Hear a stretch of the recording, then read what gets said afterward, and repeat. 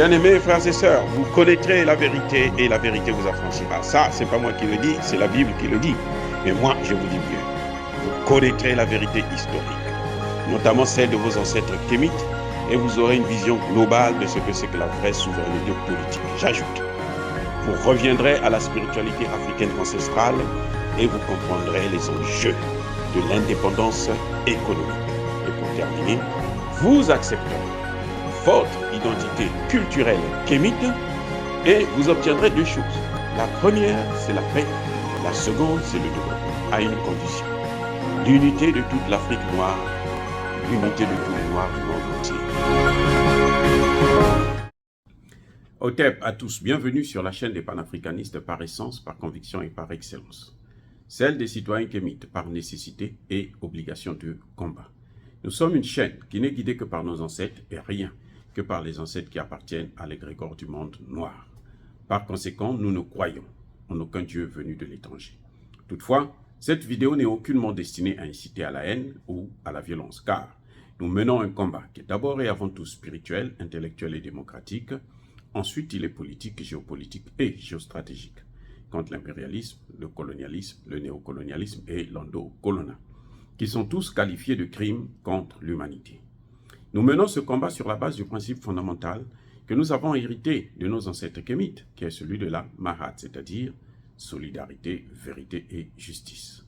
Vous êtes donc en droit de connaître la vérité et nous avons l'obligation de vous dire la vérité, rien que la vérité, afin que justice soit rendue au continent africain. Et ça, c'est notre modeste contribution dans cette noble lutte en faveur de la souveraineté, la dignité, la solidarité et l'unité africaine. C'est exactement ça que nous appelons le panafricanisme. Bien-aimés frères et sœurs, ce qui s'est passé en Russie ce 24 juin dernier était un véritable coup d'État, qui a échoué certes, mais c'est un coup d'État. Prigojine a tenté. Il y a une analyste politique qui apporte de l'eau dans mon moulin. Comme je vous l'avais dit la dernière fois, que c'était les Occidentaux qui étaient derrière. Effectivement, elle donne même le nom. Le nom que les chaînes arabes évoquent tout le temps. C'est un certain Peter Radkov. C'est un homme d'affaires russe qui a étudié en Russie et qui est venu aux États-Unis par la suite et qui s'est enrichi et après il est reparti en Russie. Mais quand il y a eu les sanctions contre les oligarches russes, le monsieur a perdu beaucoup d'argent, beaucoup de ses biens et donc il est fâché contre Vladimir Poutine. Et c'est lui qui a assuré l'intermédiaire entre Poutine et Prigojine. Maintenant, ça, c'est ce que l'information qui m'est arrivée. Mais dans ma dernière vidéo, quand je parlais de l'œuvre des Occidentaux, c'est parce que je vous ai déjà dit que ces Occidentaux, ils sont très mesquins quand ils font ce genre de choses. Ils sont des spécialistes. De toutes les façons, eux, ils ne vivent que de ça. Des guerres, de coups d'État, de révolutions de couleur. Je vous avais même pris l'exemple du général de Gaulle qui a été en fait viré par les Américains alors que tout le monde pensait que c'était mai 68. Et là, il y a d'autres éléments qu'on peut analyser maintenant. Moi, quand j'ai appris ça, je suis revenu chez moi, j'ai commencé à faire des recherches, lire par-ci, écouter par-là, ainsi de suite. C'est comme si les institutions américaines étaient arrêtées. CNN, plutôt le FBI, toute la présidence, tout le monde, le secrétariat d'État, tout le monde s'était arrêté. On suit cette affaire de près. Ils sont en train d'aller au Kremlin. Ils sont à 200 km de Moscou. Donc, la vie s'arrête là. Il faut d'abord que ça se termine. Et il y a quelque chose qui m'a frappé. que vous allez observer par rapport à toutes les réactions des pays occidentaux, des pays de l'OTAN. Aucun pays n'a condamné. Tous, ils ont observé. Tous, ils ont jubilé. C'est comme s'ils n'attendaient que ça. Ils ont commencé à faire la fête. À peine si vous ne les voyez pas boire du champagne parce que ils savent que cette fois-ci, on va avoir Poutine. Et puis, bon, la Russie, on l'aura, on va la morceler. Le seul pays de l'OTAN qui a soutenu Poutine, c'est la Turquie de Erdogan. D'ailleurs, on lui a même reproché cela. Il dit non, ça, ce n'est pas l'affaire. La guerre en Ukraine, ça, c'est une affaire interne. Moi, je soutiens Poutine. Point. Donc, vous voyez, ça, c'est un élément qui frappe. Et je vais vous ajouter une chose. C'est que immédiatement, c'est même sorti dans le journal Wall Street Journal, les États-Unis ont suspendu les sanctions contre Wagner. Ah oui, ils disent que non. Ils évoquent comme raison le fait que si on a les sanctions contre Wagner, c'est comme si nous on soutenait Poutine. Donc, malgré tout ce qu'on a reproché à Wagner, qui est un groupe mercenaire, criminel, génocidaire, ainsi de suite, cette fois-ci, Wagner, c'est l'ami. Cette fois-ci, Wagner, c'est le meilleur ami. Il faut le soutenir pour qu'il aille jusqu'au bout. Ça, ce sont des signes qui ne trompent pas. Mais là où il s'était trompé, c'était parce que Wagner compte environ 25 ou 27 000 personnes. Et il y a environ entre 5 et 10 000 seulement qui ont suivi. Les autres n'ont pas voulu suivre le mouvement. Donc, c'était quand même ridicule de penser que avec 5 000 personnes, Prigojine pouvait prendre le pouvoir à Moscou. Là où, je vous dis bien, Napoléon, avec plus de 150 000 hommes, n'a pas pu prendre Moscou, Hitler, avec plus de 300 000 hommes, n'a pas pu marcher au Kremlin, lui avec 5 ou 10 000, vous pensez qu'il pouvait gagner la capitale, la Fédération de Russie? C'est pas possible. C'est pas possible. Donc, vous voyez, en tout cas, c'était tout sauf une comédie. Parce que c'est une comédie, c'était vraiment une comédie de mauvais genre, une comédie très dangereuse. Vous voyez, on fait croire à Poutine, ils font croire à Poutine que non. Lui, il vient seulement pour enlever le ministre de la Défense. Mais attendez, le ministre de la Défense qu'il a nommé, c'est bien Poutine. Donc, si on veut destituer le ministre de la Défense, c'est Poutine qu'on veut attaquer. Oh, c'est-à-dire que c'est clair. Et vous savez, il y a une chose qu'il faut reconnaître. C'est que personne, je l'ai déjà dit dans une de mes vidéos dans le cas du Sénégal, personne ne peut s'attaquer à un État s'il n'a pas un parapluie, s'il n'a pas une puissance égale ou supérieure à celle qu'il est en train d'attaquer. Donc, Prigojine, en faisant ça, il savait qu'il aura le parapluie. Donc, Zelensky a sauté déjà. Il avait carrément célébré la victoire. Il n'attendait que le moment venu comme ça, eux, ils vont signer soit un accord de paix, ou bien on va le faciliter, l'entrée, peut-être même dans la Crimée. Voilà ce qui s'est passé exactement. C'est un véritable coup d'État qui a échoué. Et maintenant, le grand problème, qu'est-ce qu'ils cherchent? Puisqu'ils sont déjà en guerre contre la Russie. Le problème, c'est qu'ils ont échoué. La contre-offensive a échoué. En tout cas, jusqu'à maintenant. Ça fait au moins plus de 3 semaines. C'est un échec total. Maintenant, qu'est-ce qu'il faut? Il faut déstabiliser la Russie de l'intérieur. C'était à la rigueur déclencher une guerre civile. S'il y avait eu effusion de sang, ce serait une guerre civile qui allait probablement se déclencher en Russie. Et je vais vous dire une chose. Les guerres que la Russie a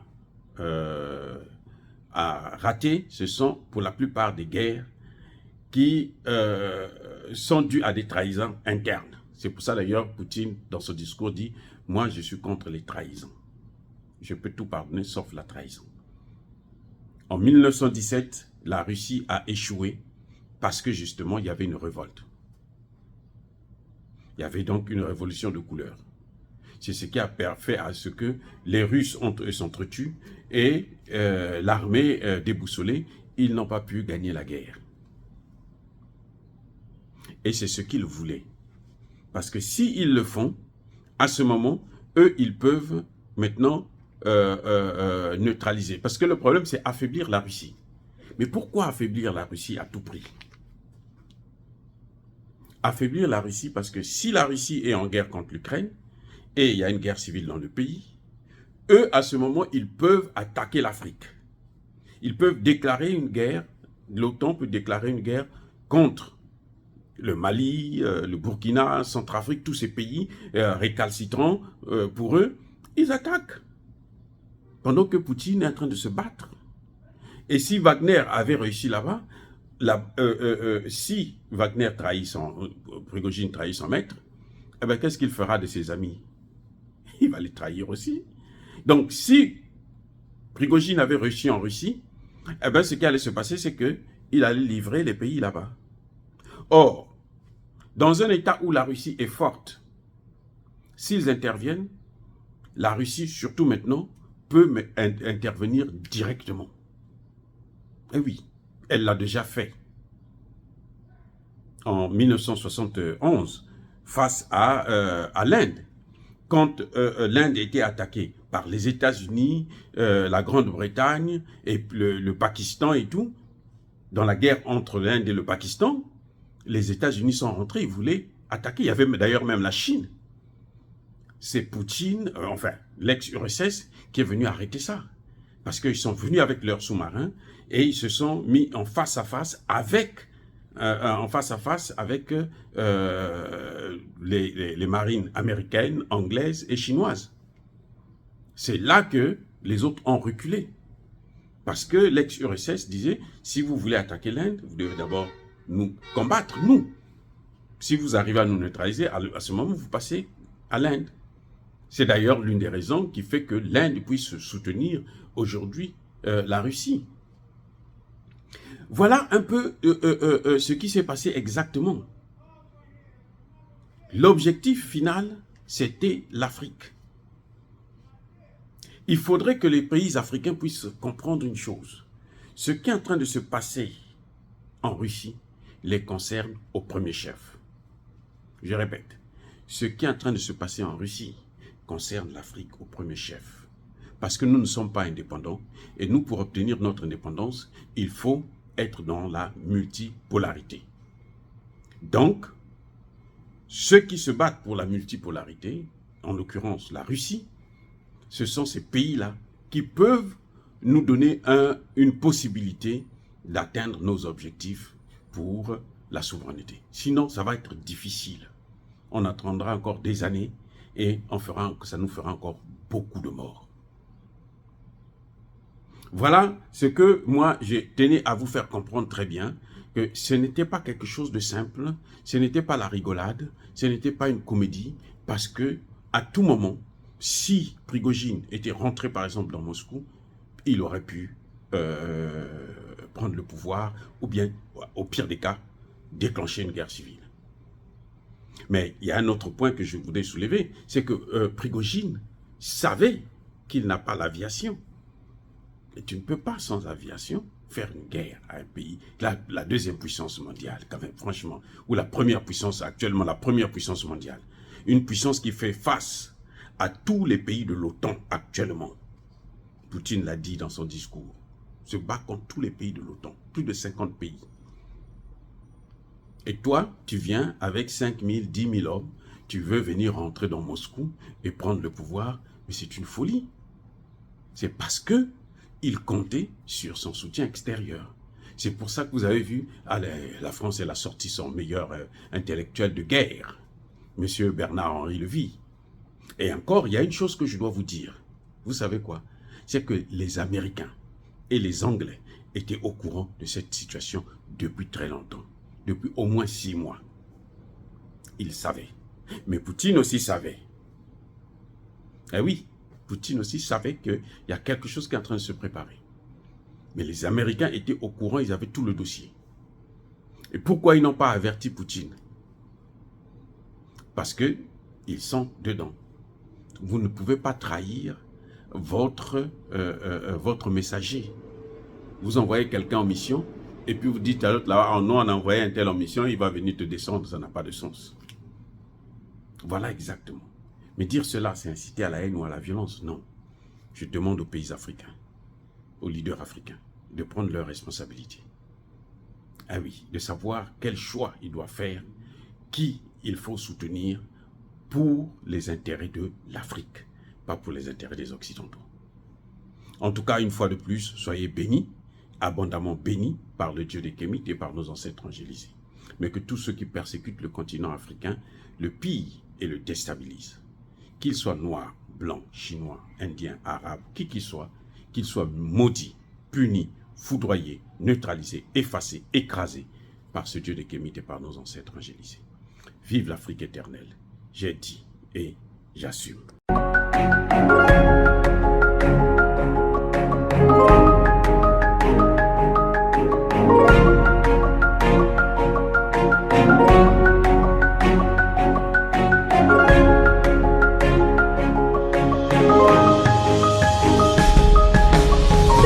Eux, ils marchent par la foi et non par la vue. Mais moi, je vous conseille vivement de marcher par la connaissance scientifique et historique, notamment celle de nos ancêtres kémites, par les 5 sens et par l'intelligence. À vous, Apia.